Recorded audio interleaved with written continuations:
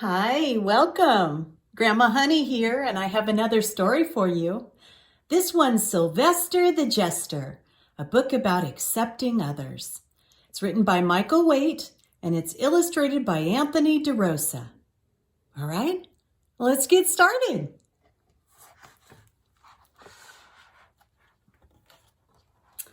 You've heard the tales from days of old of famous queens and kings, of castles grand and questing knights and other wondrous things. But have you heard the splendid tale of jolly old Sylvester? He lived in Bingle long ago, the kingdom's finest jester. Sylvester served the king and queen. He served them smiles and laughter. He juggled jugs and mugs and rugs and bowed politely after. He danced on stilts and played the flute. Oh, how he made the poor thing toot! He wore a jingly-tingly suit and dangled from a rafter. His greatest show came once a month when every man and beast would gather on the castle lawn to join the royal feast. Oh, what a day of food and song! The knights played daring games. Sylvester made the rules, of course, and he gave them silly names. A jousting match called tickle toss, you need a 10-foot feather. A target topple archery, to win you must be clever. Then when at last the games were through, they gathered round the moat, and splash, they hopped in all at once to slosh and wash and float. And this is how the royal feast was run by dear Sylvester, until one day he watched the crowd and something struck the jester. "Oh dear," he told the king and queen, "there's something awfully wrong. Those orange-spotted Bingles, see?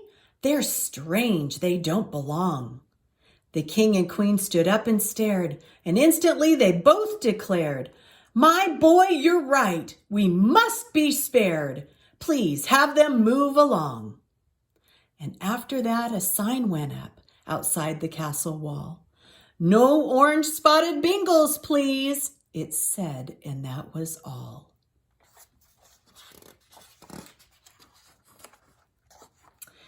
The royal feast soon came again, and Sylvester watched the crowd. And spying something very odd, he spoke his mind out loud. "Oh, dearest queen, oh, grandest king, I notice now an awful thing.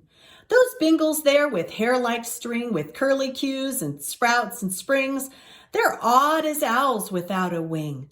They ought not be allowed."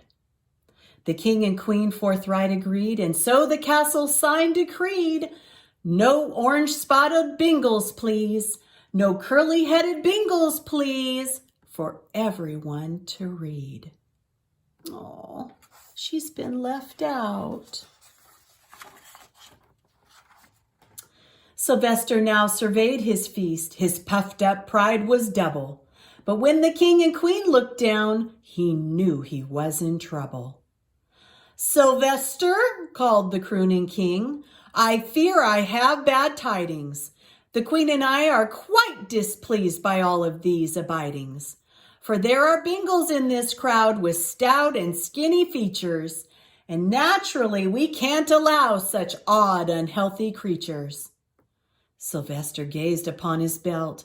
His knees felt just like jelly, because he knew he was quite stout, especially round the belly.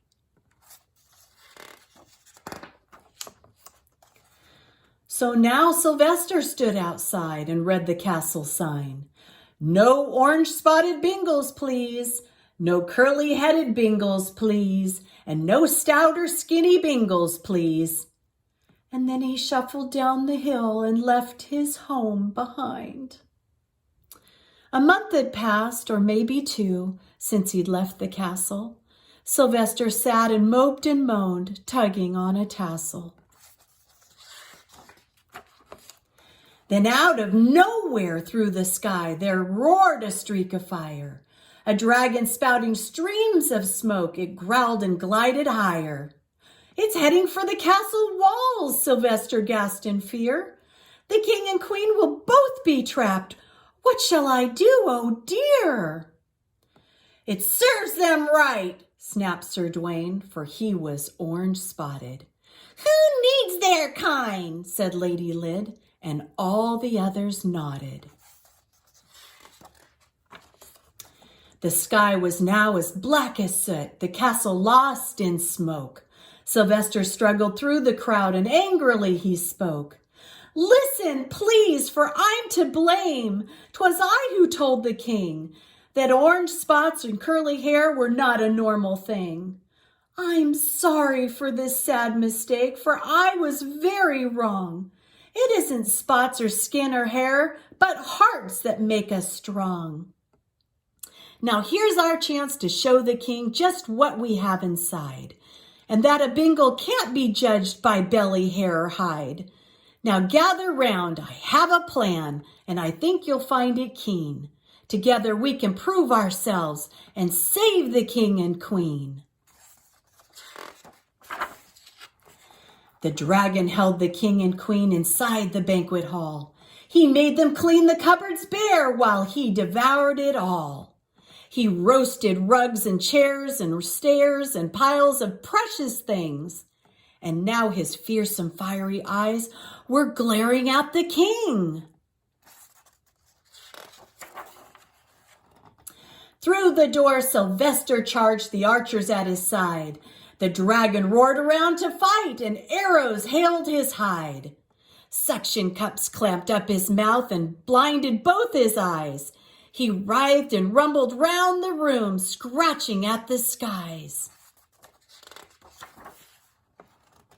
Now the jousting knights appeared, their feathers at the ready. The dragon swung his scaly tail, but all the knights held steady. They bore down on his ticklish toes, their skill so very clever. The dragon reeled away so fast he didn't feel the window blast, and the castle walls went rumbling past till splash, he struck the moat at last and quenched his fire forever. The king and queen were overjoyed, and they hugged and kissed Sylvester. Oh, please forgive us, they implored. Come back and be our jester.